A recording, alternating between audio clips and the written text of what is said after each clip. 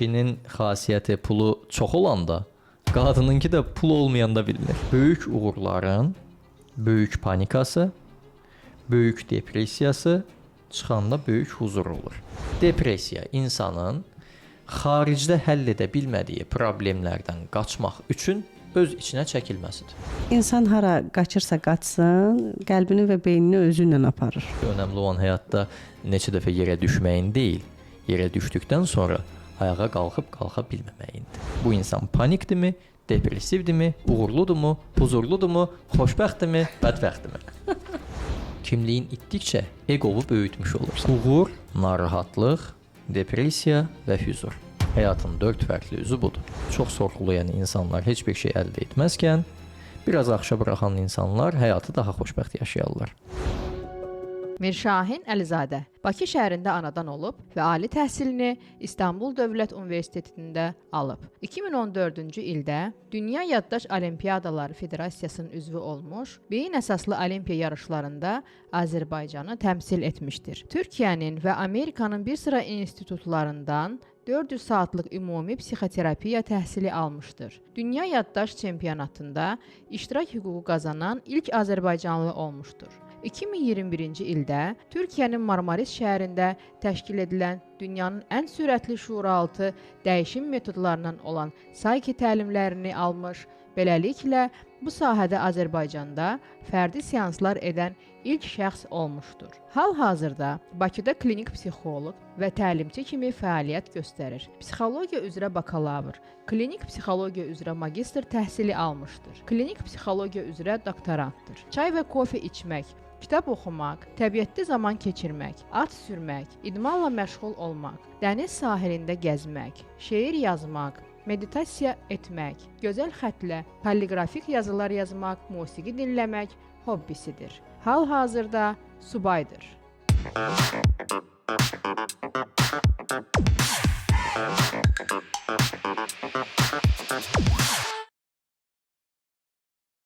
Mirşahin bəy, xoş gördük. Xoş gördük. Ən qəliz varlıq deyərdim insandır. Ən gözəl varlıq da insandır. Və insanın dəyişməsidir. İnsan necə dəyişir?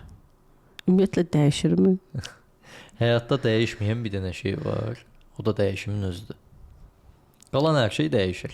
Aha. Çünki həyatın qanunu budur. Həyat dəyişim və balans üzərinə qurulmuşdur. İnsan da dəyişir. Dəyişən şeylər var, dəyişməyən şeylər var, amma ümumən baxanda insan dəyişir. İnsanın necə dəyişdiyini bilmək üçün birinci həyatın nə üçün dəyişdiyini bilməyimiz lazımdır. Deməli, həyatda heç bir şey eyni qala bilməz. Bəli, qalmır zaten. Qalmır da. Siz təsəvvür edin ki, dünyaya gəlmiş-getmiş insanların hamısı yaşasaydı, bütün bitkilər, bütün heyvanlar, bütün insanlar, bunlar həmişə yaşasaydılar, nə olardı? Çox böyük bir xaos, yəni həyat davam edə bilməzdi. Yəni, əgər bu kainat hələ də mövcuddursa və insanlıq hələ də yaşayırsa, dünya hələ də fırlanırsa, deməli, insan da dəyişir, həyat da dəyişir. Dəyişim üçün birinci növbədə sistemi anlamaq lazımdır ki, həyat necə bir sistemdir. Ludwig von Bertalanffin sistem nəzəriyyəsi var, çox gözəl bir teoridir. Orada deyir ki, həyatda atomlardan tutmuş planetlərə qədər hamısı müəyyən bir sistemin qanuna uyğunluğu çərçivəsində hərəkət edirlər. Əgər bunu insan anlayarsa, özünü də anlamış olar, həyatı da anlamış olar, hər şeyi anlamış olar. Ümumi baxanda isə sistem iki hissədən ibarət olur.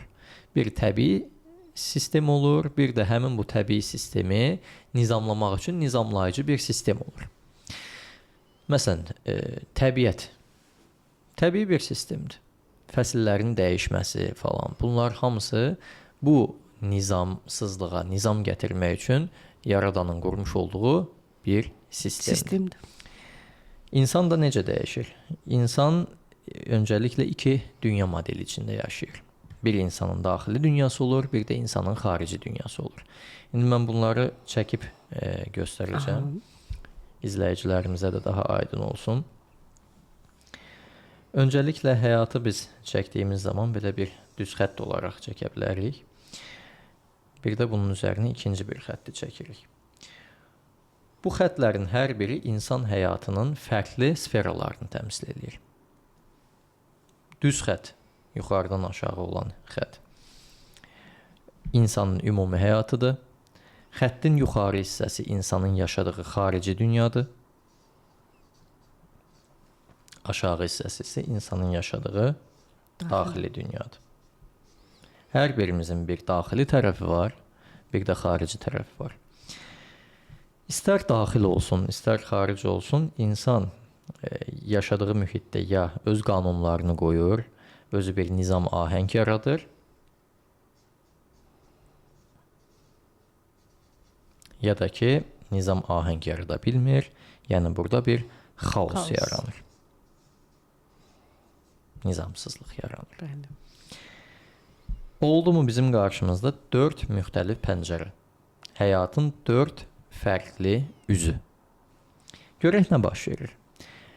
Əgər insan xarici dünyasında baş verən hadisələri nizamlayıb, tənzimləyə bilirsə, öz istədiyi kimi kontrol edə bilirsə, bu hissədə insanın yaşadığı pəncərə adlanır uğur.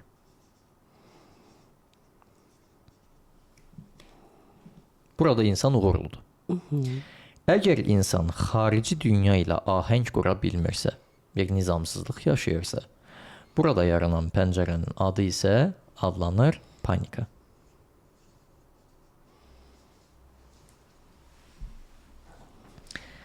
Sonra gəlir insanın daxili. Əgər insan daxili dünyası ilə nizamsızlıq yaşayırsa, daxili dünyasında bir çaxnaşma və xaos varsa, burada yaranan pəncərənin adı gedir depressiya.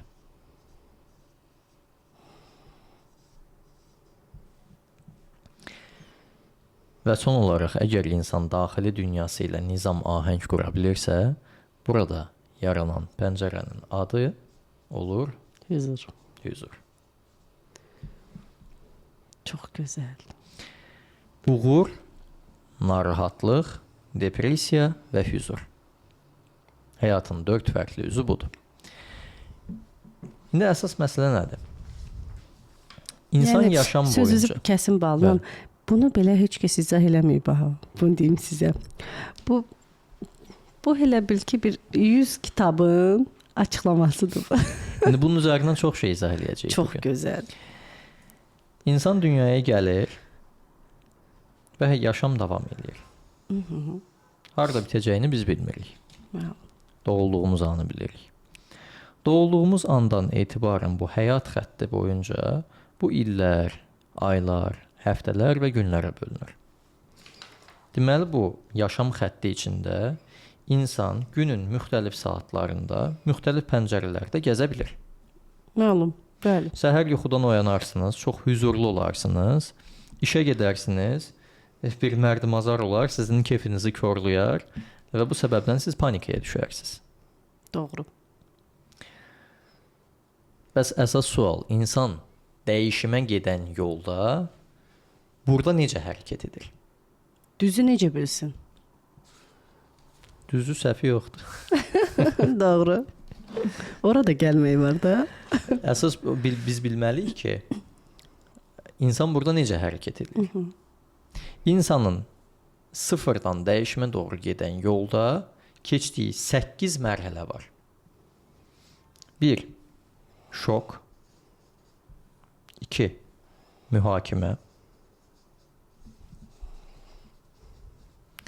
3. Günahlandırma.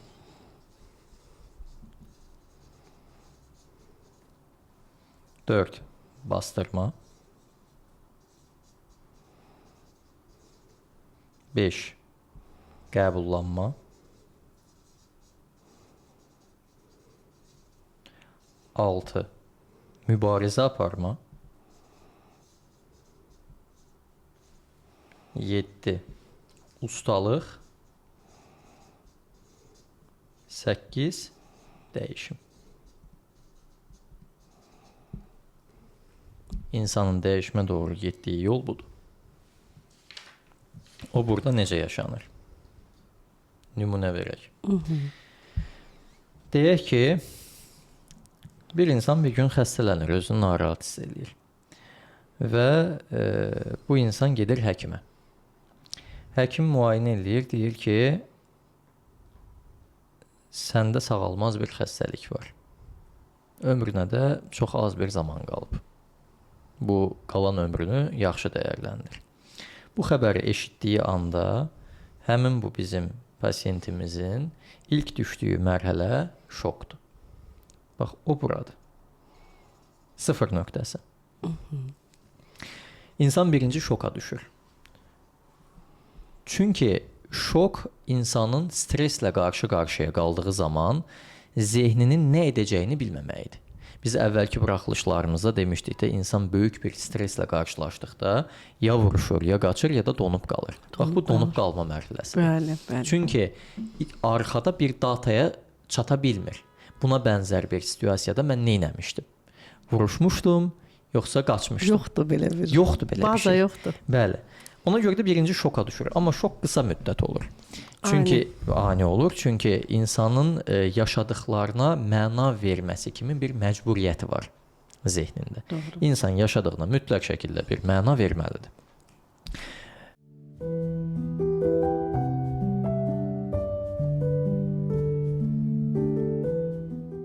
7 iyun tarixində Sağlam Həyat kollektivi ilə birgə möhtəşəm bir təlimimiz olacaq. Mən Mir Şahin Əlizadə bu təlimdə iştirak edəcəm. İnsan niyyət dəyişmir mövzusunda çıxışım olacaq. Əgər siz də bu təlimdə iştirak etmək istəyirsinizsə, dərhal aşağıdakı nömrələrlə əlaqə saxlayın və bilet almaq üçün tələsin. Çünki yerlər məhduddur.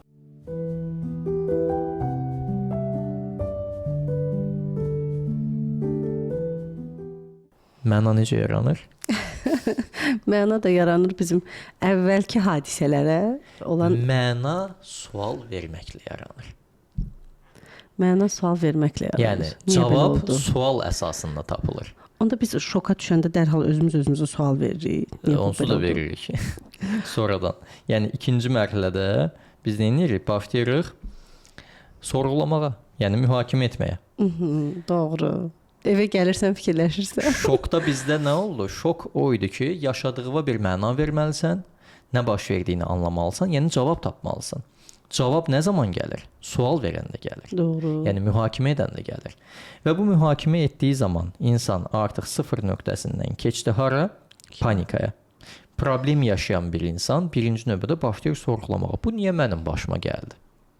O qədər adamın getdi bu xəstəlik tutmadı, gəldi mənim başıma da çatladı. Doğru. Və yaxud da ki, başqa bir nümunəsini verim. Bir iş adamıdır, müflis olub. İflas xəbəri gəlib ki, day batırıq, vəziyyət pisdir. Deyir, bu qədər adam batmadı. Nəyə görə bu mənim başıma gəldi?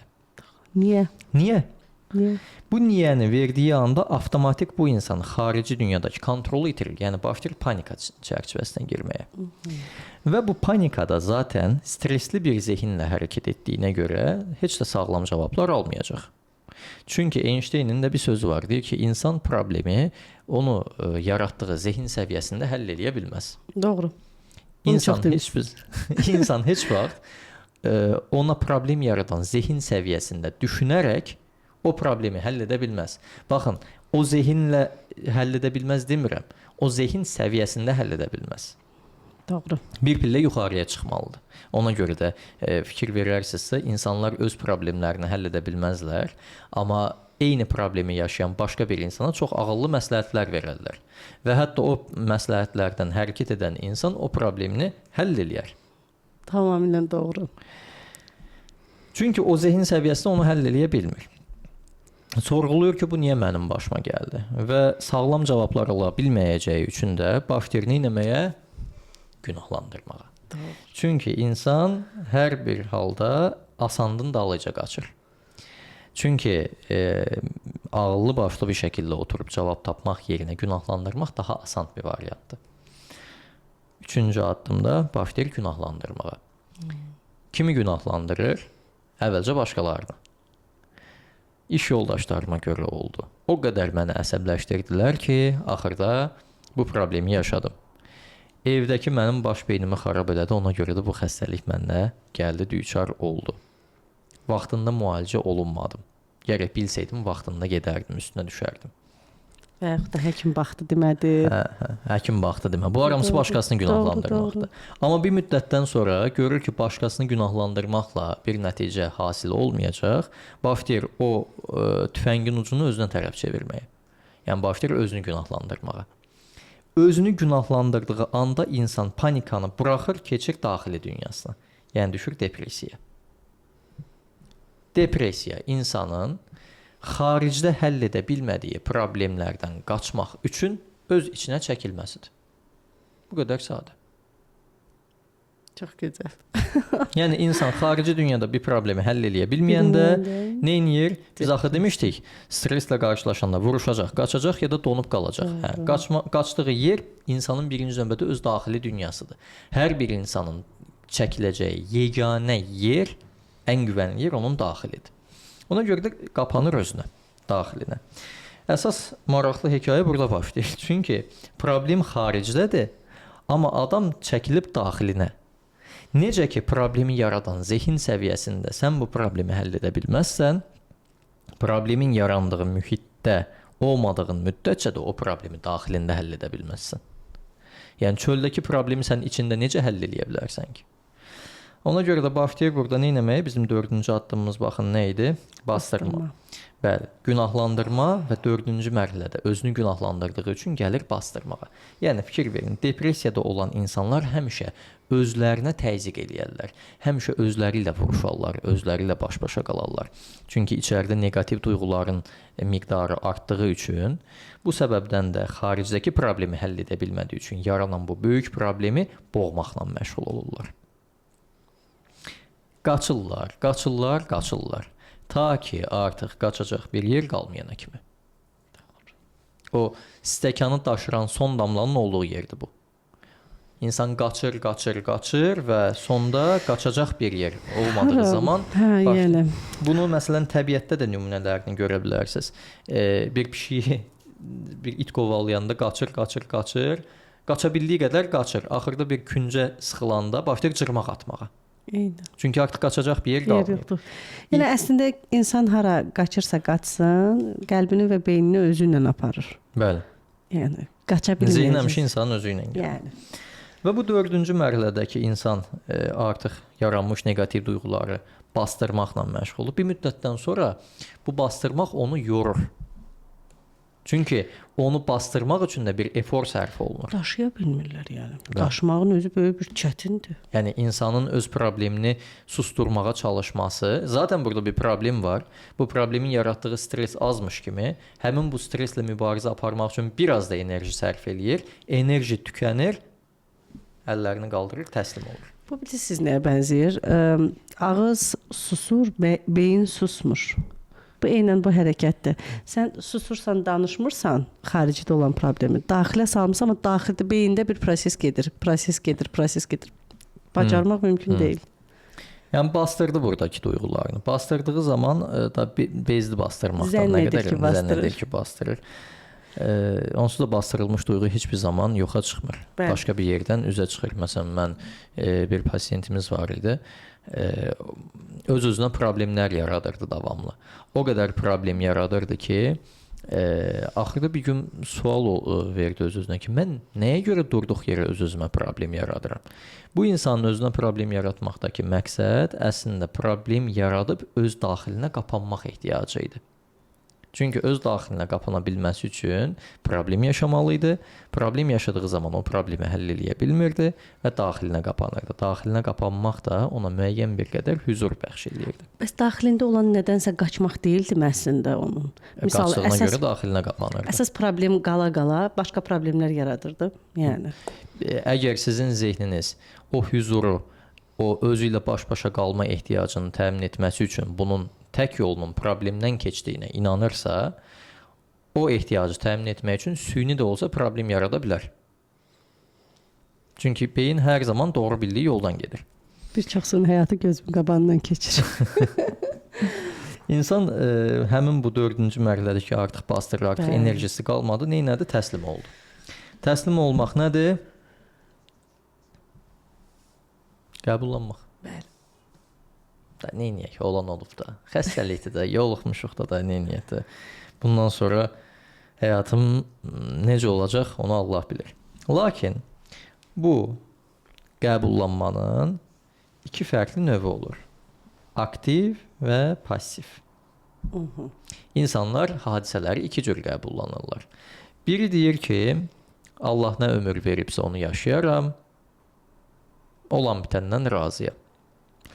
Biri də deyir ki, yaxşı, başa düşdük. Problemdir, xəstəlikdir, nə bilim, müflis olmaqdır, nə bilim, itkidir, olub. Bəs bundan sonra mən bunu nəyə dönüşdürmək istəyirəm? Bundan sonrası nə olsun? Hər bir sualın cavabına bir şey gəlir də axı. Yaxşı. Aktiv qəbullanan bu dostumuz isə əgər özünə sual verirsə ki, olan olub, keçən keçib, bundan sonraya baxmaq lazımdır və həyat bitməyib, mən bu xəstəliyi atlatacağam, buna qalib gələcəm, mən işlərimi yenidən tamamlayacağam. Bunu dediyi andan etibarən isə bu problemləri həll etmək üçün başlayır mübarizə aparmağa. Olur. Yəni artıq insan daxilindən çıxdı çölə. Bəli. Bu biraz haşiyə çıxacağam. Friedrich Nietzsche'nin belə buyurduğu Zərdüşt adlı əsəri var. Orada insan dəyişimini o üç şey ilə təsvir edir.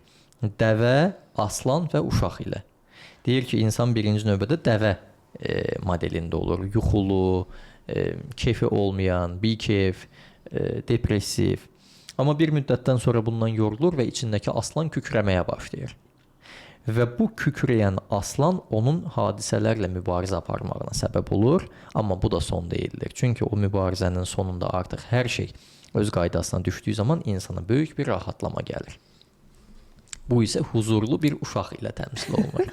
Yəni insanın başladığı nöqtə, uşaqlığımız, evə dönüşüdür. Bəli. Nietzsche bunu burada üç modellə də dediyimiz kimi təsvir edir. Dəvə, aslan, uşaq. Qurani-Kərimdə də bir ayədə deyilir ki, hər çətinliyin arxasınca bir asanlıq gələr.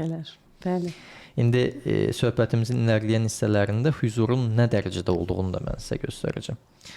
Artıq başlayır burada mübarizə aparmağa. İnsan nə ilə mübarizə aparırsa, həmin mövzuda o insan ustalaşır. Yəni artıq bu mövzuda artıq insan ustalaşmışdır. Artıq həyat əvvəlki kimi deyildir. Belə bir vəziyyətdə hansı addım atacağını bilir. O öyrənmənin 4 mərhələsi var idi. Heç nə bilmədiyini bilmək, ən sonda isə bildiyini bilməmək. Bəli. Artıq hər şeyi buraxıb avtopilota və hər şeyi avtomatik şəkildə idarə edir. Bunun üçün artıq xəstəliklə mübarizə aparmaq, nə bilim, sağalma prosesi və yaxud o müflis olubsa yenidən ayağa qalxmaq artıq uşaq oyuncağıdır. Açın tarixi vərəqləyin, neçə dəfələrlə iflas etdi. Çox böyük holding rəhbərləri vardır ki, 4 dəfə, 5 dəfə, 6 dəfə batıb yenidən qalxıblar. Trumpın özü hətta. Uzağı birinci addımı keçincəyə qədərdir. Çünki eyni zamanda sistem teorisində deyilir ki, həyatda hər bir şeyin ilk addımı çətindir.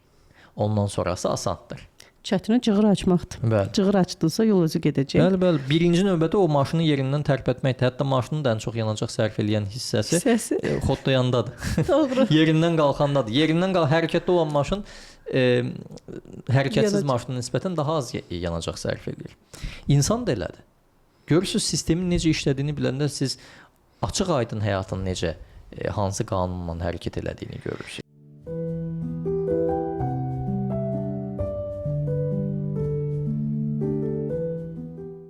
Çox dəyərli izləyicilərimiz, mən sizə çox təşəkkür edirəm izlədiyiniz üçün, kommentlər bildirdiyiniz üçün, kanalımıza abunə olduğunuz üçün.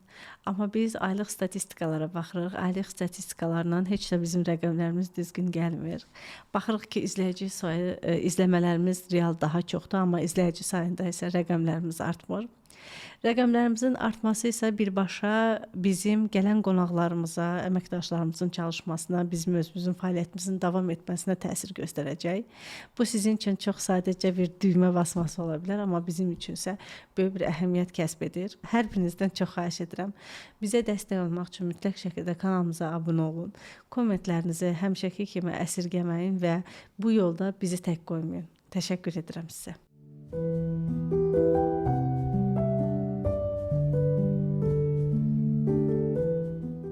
hadisələri artıq burada baxmırsan da, hadisə artıq yuxarıdan. Yəni onu yaradan düşüncə səviyyəsindən daha yuxarıdan baxırsan. 7-ci mərhələdə dedik ki, ustalaşdı, artıq həyat tamamilə başqadır, artıq əvvəlki kimi ay o nə dedi, bu nə dedi, ürəyimə salım falan filan, bu artıq onun vecinə olmur. Bu isə artıq insanın dəyişməyidir. Yəni 8-ci mərhələ tamamlanır. İnsan necə dəyişir? İnsan bax bu cür dəyişir. 8-ci mərhələyə gəldi və tamamlandı. Bəs yaxşı. Hamı bu cür dəyişirmi? Hamının dəyişmə doğru gedən yolda izlədiyi xəritə budur. Lakin burada maraqlı bir məqam çıxır üzə. Biz dedik ki, insan həyat xətti boyunca müxtəlif dövrlərdə, müxtəlif yerlərdə, pəncərələrdə ola bilir. Hər bir insanın məqsədi həyatda xoşbəxtliyə çatmaqdır. Məlum. Bu səbəbdən də həyatda bu tərəfin balansında yaşayan insanlar olur. Xoşbəxt insanlar. Bu tərəfdə yaşayan insanlar isə olur. Mutsuz, yəni bədbəxt insanlar. Xoşbəxtlik uğur və hüzurun balansıdır. Bir inci saflığı varsa da suda, artıq içiləndə dərd verər suda. Yəni, balans olmadan uğur və hüzur insanı xoşbəxt etməz. İndi bu kağıza belə baxın. Bu şəkildə baxın. Bu sanki bir təyyarə kimi düşünün. Bu da bunun qanadlarıdır. Düzdürmü? Yəni, siz indi təsəvvür edin ki, buradan da belə göstərin. Hətta buradan da kameraya belə göstərin. İndi siz təsəvvür edin ki, burada bir balans itir. Yəni, mənim həyatım, dedik ki, bura uğurdur, burada huzurdur. Əgər mənim həyatım bu şəkildədirsə, bu insan xoşbəxt olmayacaq. Çünki uğuru balanslaşdıracaq qədər bir hüzur olmalıdır həyatında. Buna flow effekti deyilir. Yəni, insanın bir yerdən sonra ona vəzifə verirsən, ona pul verirsən, ona şöhrət verirsən və bu insanın gözünü, başını elə dumanlandırır ki, o insan artıq həddini aşır. Yolunu azır. Nəyə görə yolunu azır? Çünki bu uğuru balanslayacaq qədər huzur olmur. Yəni, belə baxın da şəkilə. Təsəvvür edin ki, təyyarənin bu qanadı bu qanadından uzundur. Necə olacaq? Necə olacaq? Balans itəcək. Və yaxud da ki, insan vardır, məsələn, çox huzurludur, amma uğuru çox azdır. Bu adam pasiv, tənbəl bir həyat yaşayır. Məsələn, bir çox insanlar vardır, necə gəldi, yaşayarlar. Bu insanlar həyatlarından çox məmnundular. Yəni, az da olsa, çox da olsa həyat bunu qane eləyir, daxildə huzurludur. Amma baxıb görərsiniz ki, bu insan xoşbəxt deyil. O qədər insanlar olub ki, o qədər insan görmüşəm ki, məsələn, yüzlərlə işçisi var, şirkətləri var, böyük bir holding rəhbəridir, amma bu insan xoşbəxt deyil. Uğuru varmı? Var. Hüzuru varmı? Kifayət qədər deyil. Xoşbəxt olacaqmı? Olmayacaq. Elə insan var ki, hər şey yerli yerində, bir əli yağda, bir əli balda, huzur bol, uğur yox, adam xoşbəxtdirmi? Deyil. Çünki onu da o huzuru da çəkəcək qədər uğuru bu insan həyatında qazanmayıb. Bu öz yerində, bir də bunun biraz daha negativ ayın belə deyək də qaranlıq üzü var, o da bu tərəfdir. Yəni elə insanlar var ki, onların bir çoxu panikada və depressiyada daha çox yaşayırlar. Adam sırf bu tərəfdədirsə, bu insanın həyatı davam eləyə bilməz. Yəni mütləq şəkildə bunu da balanslayacaq şəkildə bu tərəfdə bir huzuru və uğuru olmalıdır. Yəni ümumi baxanda bu tərəf neqativ tərəfdir, bu tərəf pozitiv tərəfdir. Onu dəngədə tutacaq dərəcədə bir qarşı ziddi olmalıdır. Olmasa o həyat davam eləyə bilməz. Və insanın yaşamı boyunca zaman keçirdiyi psixolojik zəminlər hansında daha çoxdursa, o insanda bir fundament yaradır. Vərdişdə. Vərdiş o fundamentə daxil olan bir şeydir. Fundament nədir? O deyirlər, bu insanın xisləti budur. Naturası. Naturası budur. O xislət dediyimiz şey əslində insanın psixolojik zəminini təmsil edir. Məsələn, gəlin indi burada sizə izah edeyim onu. Deyək ki, adam çox uğurlu bir iş adamıdır, birdən-birə bir xəbər aldı ki, sən müflis olmusan, hər şeyi itirmisən. Əgər bu insanın psixolojik fundamenti hüzurdadırsa, o zaman bu insan şok keçirdikdən sonra birbaşa qəbullanmaya keçəcək. Yəni bu adam mühakimə, günahlandırma və bastırma addımlarını ya çox sürətli şəkildə keçəcək, ya da heç oralara girməyəcək. Birbaşa şokdan çıxıb qəbullanacaq. Ondan sonra da etap-etap mübarizə aparacaq, ustalaşacaq və dəyişəcək. Bəzi insanlar vardır, fikir verərsiniz, yıxıldığı anda yerdən qalxmaqları an məsələsi olur.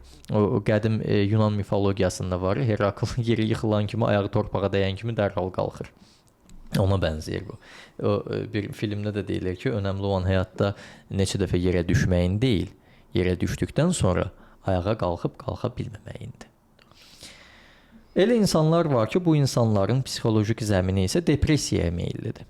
Və bu səbəbdən də bu insanlar ümumiyyətlə bu bastırmadan qəbullanmaya keçə bilmirlər. Burada daha çox ilişib qalırlar. Bunlar depressiv tiplərdir artıq. Sualları çoxdur da. Bəli. Və depressiyanın əsas səbəblərindən birisi seçimlərin olmamasıdır. Yəni insan problemini həll edə biləcək seçimlərə sahib deyil. Bir digər əsas səbəbi də kimliklərin yoxluğu və bunun yaratdığı boşluqdur. İndi keçəcək kimlik məsələsi. Kimliklərin yoxluğu və yaxud da ki, mövcud bir kimliyin yaratdığı boşluq. Bu maraqlıdır. İndi keçəcək ona. Nəticə etibarilə gəlin burada sizə izah edim. Yəni bir insanın psixolojik zəminləri belə də ola bilər.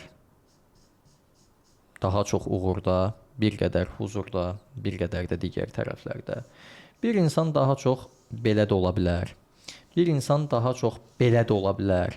Hər tərəfli. Hə, bu adam fikir verərsiniz, bəzən bu insanlar bu problemlə adətən gəlirlər. Özümü ruh kimi hiss eləyirəm. Boşluqdayam. Heç nədən zövq ala bilmirəm. Nəyə görə? Çünki bu bərabər şəkildə uğurda, panikada, depressiyada, huzurda paylanıb bu insanın həyatı. Elə də ola bilir. Ola bilər. Ola bilər. 25% uğur, 25% panika, 25% depressiya, 25% huzurdadırsa, al sənə bu insanın 0 nöqtəsi. Yəni bu insan hər həyatını bu 4 fərqli sahəyə bərabər şəkildə bölüb, bu insan havadadır. Ruh kimidir. Həyat bunun üçün mənasızdır. İnsanı həyatda saxlayan şey bunlardır. Həyatın mənası bunlardır. Gəzə bilməzsən, yəni nə qədər dözərsən? Bir insan məsəl üçün bu ruh kimi olanlar və yaxud da ki depressiv olanlar, negativ olanlar və yaxud da ki panik durumunda olanlar. Həyəcan, davamlı adam tətikdədir, davamlı panikadadır. Bir insanın psixolojik zəmini hardadırsa, həyatını o müəyyən edir. İnsan xoşbəxtmi, bədbəxtmi, necə birisidir. Amma ən əsası bir insanın kim olduğunu bilmək istəyirsinizsə, onun kimliklərinə baxmalısınız. İnsan dünyaya gəlir, həyatı bu şəkildə davam edir. Biz dedik ki, doğulduğumuz andan etibarən bir təbii sistem olur, bir də nizamlayıcı sistem olur. Allah bu kainatı elə yaradıb ki, hər bir nizamsızlığın içində də bir nizam vardır. Bir problem varsa o problemin həlli vardır. Gündüz varsa gecə vardır. İsti varsa soyuq vardır. Bir söz var, deyir, insanlar qışın çovğununu görməsəydilər, baharın ləzzətinə bu qədər sevinməzdilər. Pisi görməsən, yaxşının qədrini bilməzsən misalı kimi. Ona görə də həyatda hər şeyin bir balansı var. Həyat ona görə deyirik, dəyişmək və balans üzərinə qurulmuşdur. Doğulduğumuz andan etibarən də insanın həyatda qala bilməsi üçün yaratmağa çalışdığı ən təməl şey kimlikdir. Mən kiməm? Mən kim olaraq dünyaya gəlmişəm? Və kim olmaq istəyirəm? Kimliyindən asılı olmayaraq hər bir insanın dünyaya gələndə ortaq bir kimliyi var. Övlad kimliyi. Bir insan dünyaya gələndə bir ananın, bir atanın övladı olaraq dünyaya gəlir. Daha sonra bu insanın ola bilər ki, bacısı və ya qardaşı olsun. Yəni bacı ya da qardaş kimliyi formalaşır. Qohum kimliyi formalaşır. Bu insan bağçaya gedir, dost kimliyi formalaşır. Nəvə kimliyi formalaşır. Məktəbə gedir, məktəbli olur. Məktəbi bitirir, tələbə olur. Tələbəliyi bitirir, bir peşə sahibi olur. Evlənir, həyat yoldaşı olur. Övladları olduqdan sonra valideyn olur. Sonra qaynana olur ya da qaynata olur. Sonra nənə ya da baba olur. Amma həyat belə bir düz xətt üzrə ilərləməyə davam etdikcə geridə qalanları bir-bir də itirməyə başlayır bəzən.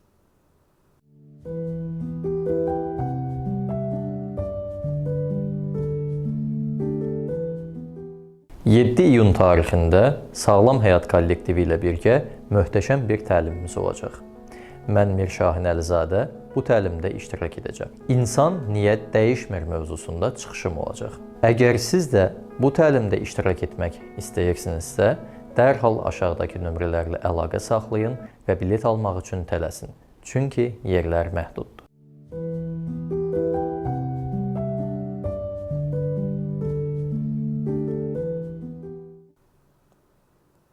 Kimliyin itdikcə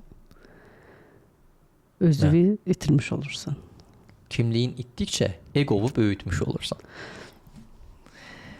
İnsanın təməldə yaranan kimliyi həyati əhəmiyyət kəsb elədiyinə görə o insana çox böyük təsir göstərir.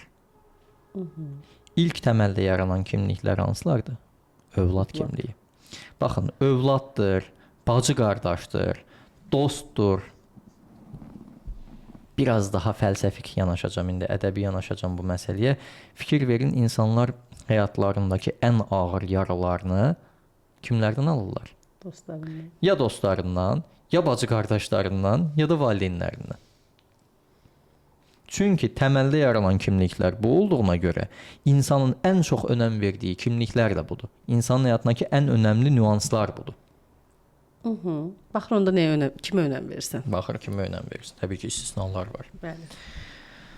Lakin kimliklərlə bağlı bilinməsi gerəkən bir şey də var. Kimliklər digər təbii sistemlərdə olduğu kimi müəyyən bir ömrə sahibdir. Əbədi deyil. Doğru. Valideynlərimizi itirdikdə bizim övlad kimliyimiz yox olur. Bacı qardaş kimliyimiz yox ola bilir. Məktəbi bitirdiyimiz zaman məktəbli kimliyimiz yox olur. Universitetdən məzun olduqdan sonra tələbə kimliyimiz yox olur. Bu dəyişmir də. Yəni biz hər dəfə nələrsə itiririk, bəziləri kimliklərsə qazanırıq. Qazanırıq. İtiririk də, qazanırıq da. Bu Bəli. həyatın təbii naturası budur.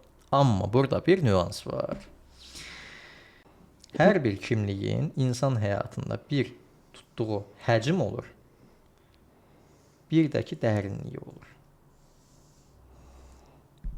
Bir top kimi düşünün. Bir şey mənim həyatımda nə qədər yeri tutur və nə qədər önəmə sahibdir.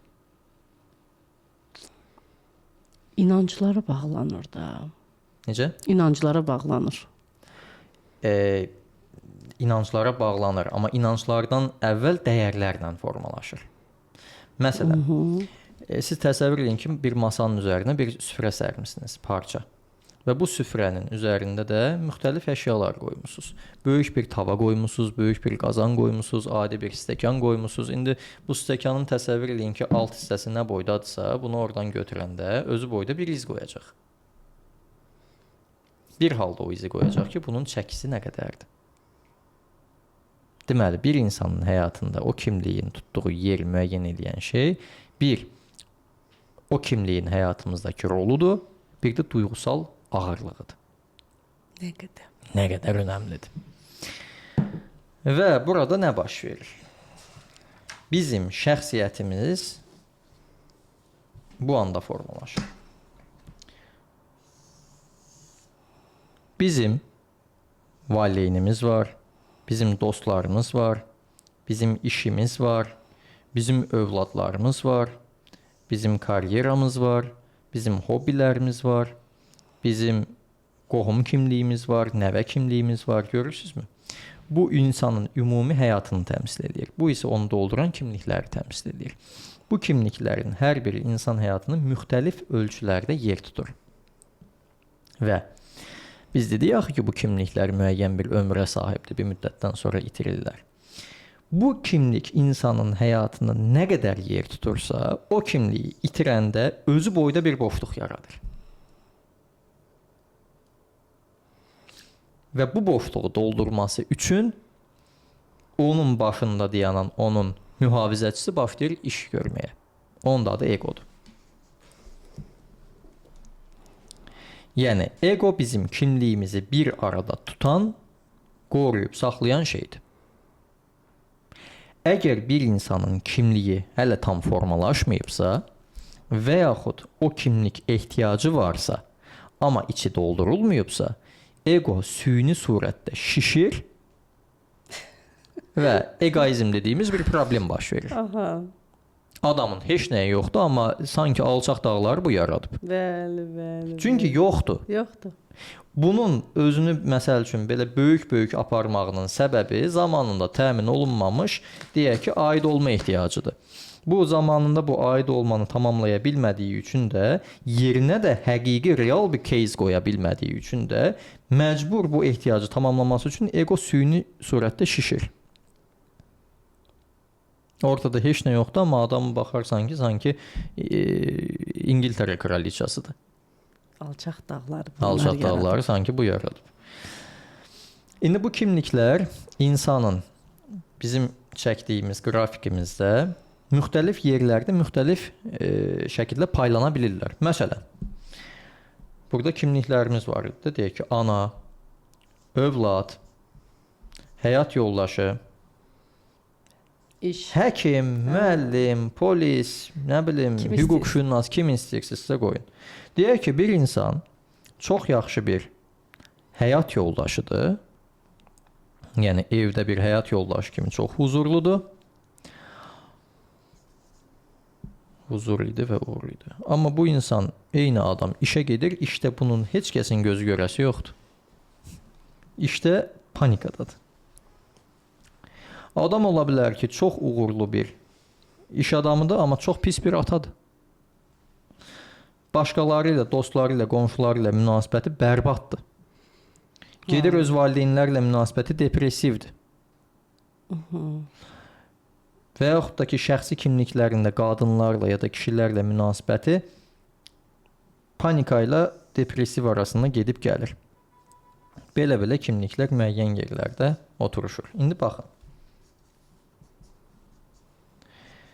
Bizim qrafikimizdə deyək ki, bu insanın həyatı bu kimliklərdən ibarətsə, bu kimliklərdə bu qrafik üzrə bu formda paylanıbsa, indi özünüz fikir verin. Ağırlıq hara düşürsə, o insanın həyatının ümumi duyğusal səviyyəsini o müəyyən edir.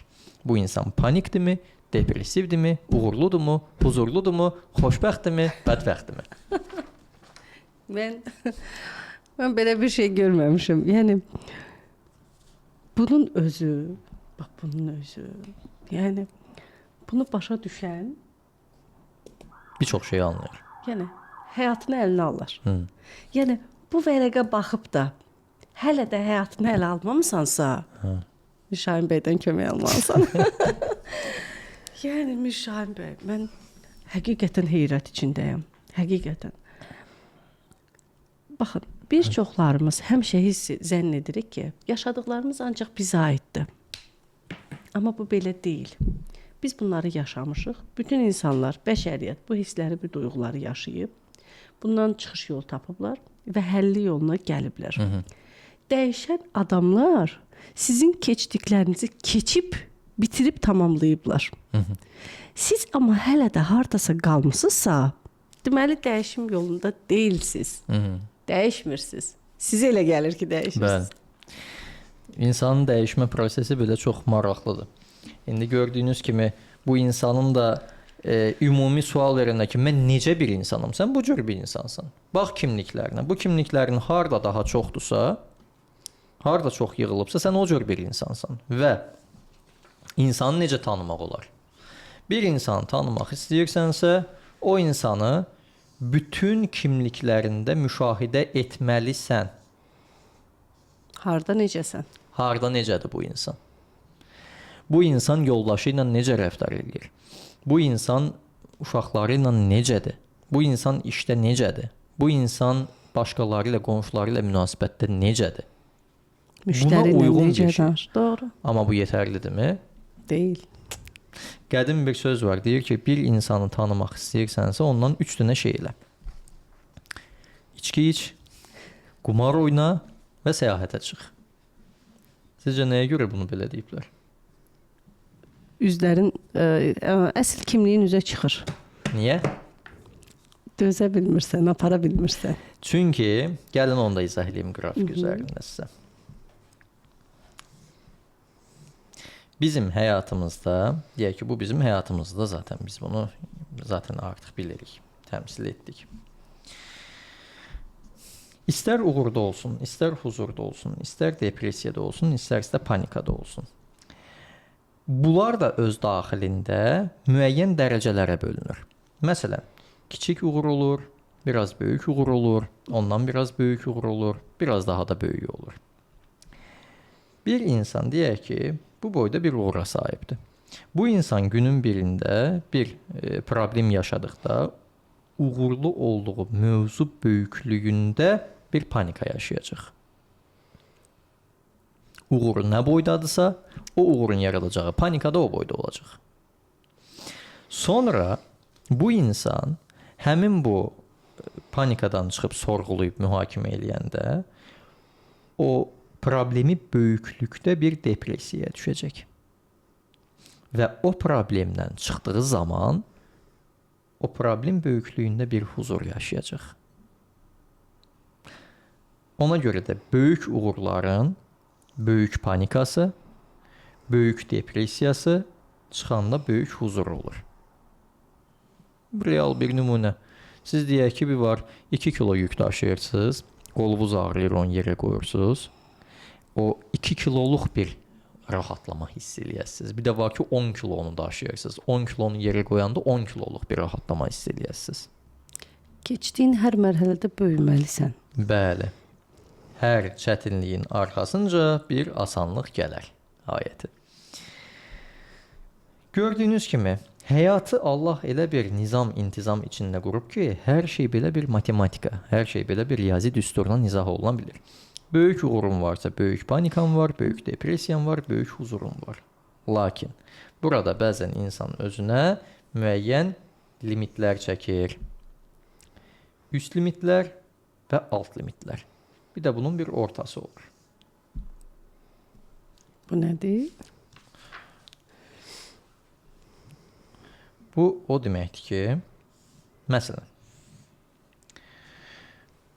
deyək ki, insanın həyatında, belə deyək, insan həyatını formalaşdıran şey, əsas ona istiqamət verən şey, onun biz demişdik ki, inancları və dəyərləridir və ən önəmlisi də inanclardır. Çünki 0 və 6 yaş arası insanın inanclarının, yəni şuur altının 95% tamamlanır və bunun təxminən 70% negativdir.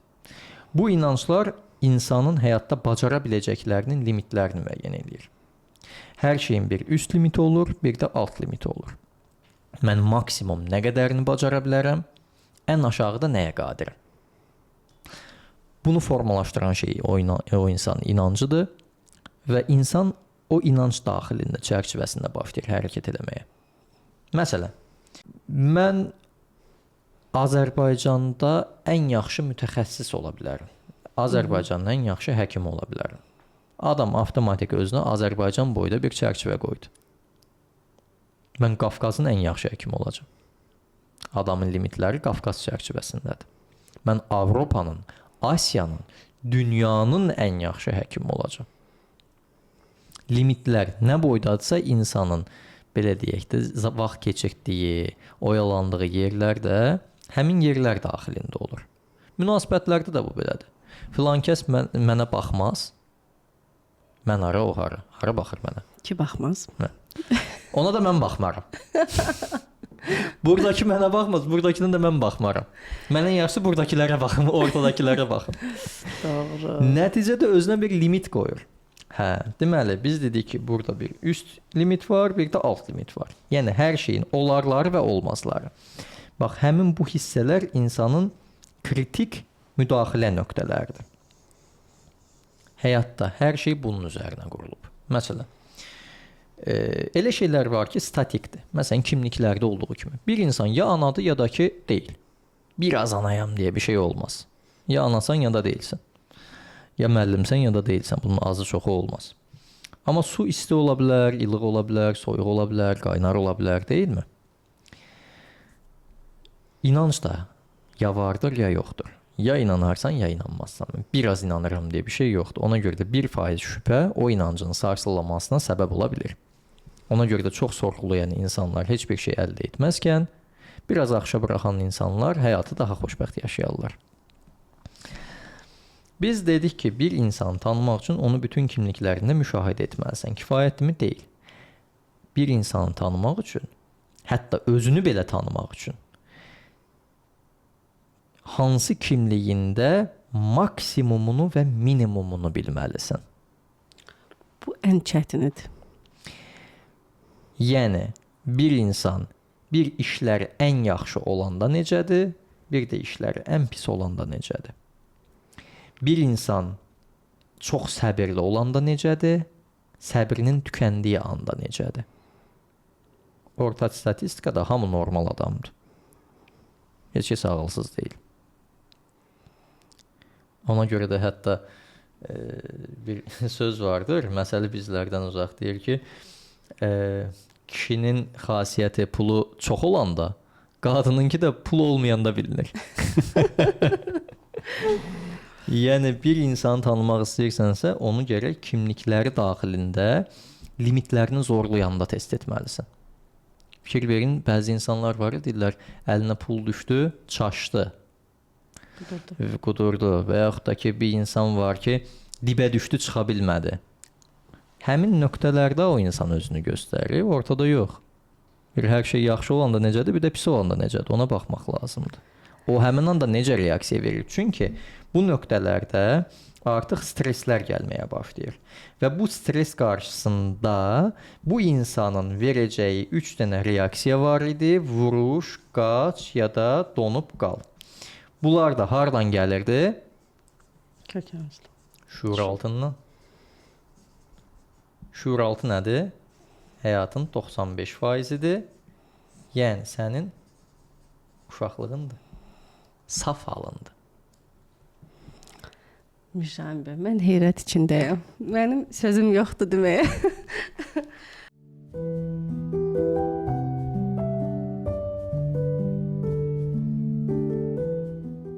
Əziz Sağlam Həyat kanalının izləyiciləri, 7 iyun 2026-cı ildə Nizami Kinoteatrının əsas zalında keçiriləcək Karmik Səyahət 3 adlı təlimimizə sizləri dəvət edirəm.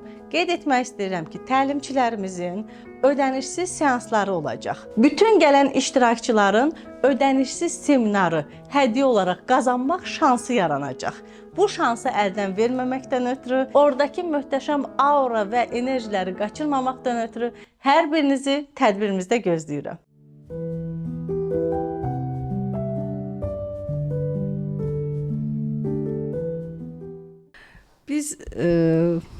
Bizim podkastlarımızın hamısı gözəldir. Sizlə olanlar, digərlərin olanlardır. Amma mən indi şok effektindəyəm yəqin ki. Ona görə mən bilmədim nə söz tapım deyim. Hüseyn oradan bizə bir dəqiqə göstərir. Mən Hüseynə bilmirəm nə deyim. Bu verilişin ardı olsun. Olacaq.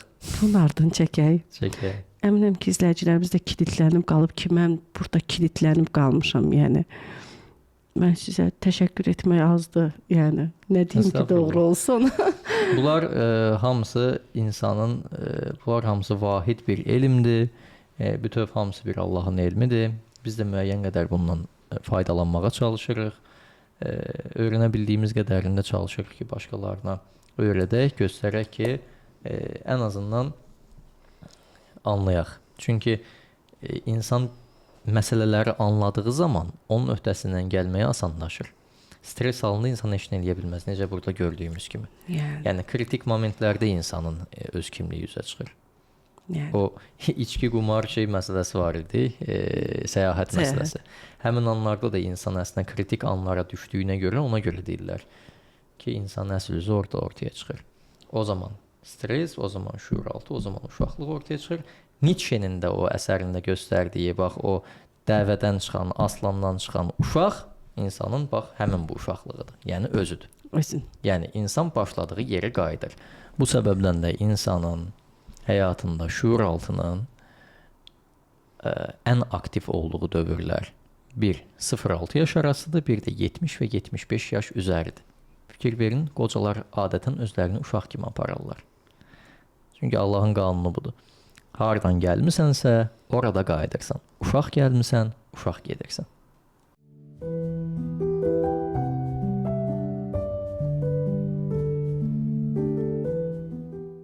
Bir çox könüllərə çıraq olduğunuz üçün, bir çox evlərin qaranlıq otaqlarına işıq saldığınız üçün mən sizə minnətdaram. Mən də sizə təşəkkür edirəm ki, bu şəraiti yaratmısınız. Yəni möhtəşəm idi. Çox sağ olun. Həqiqətən bunlar da amma olsun ya. Olsun. Olsun. Sağ olun. Sağ olun.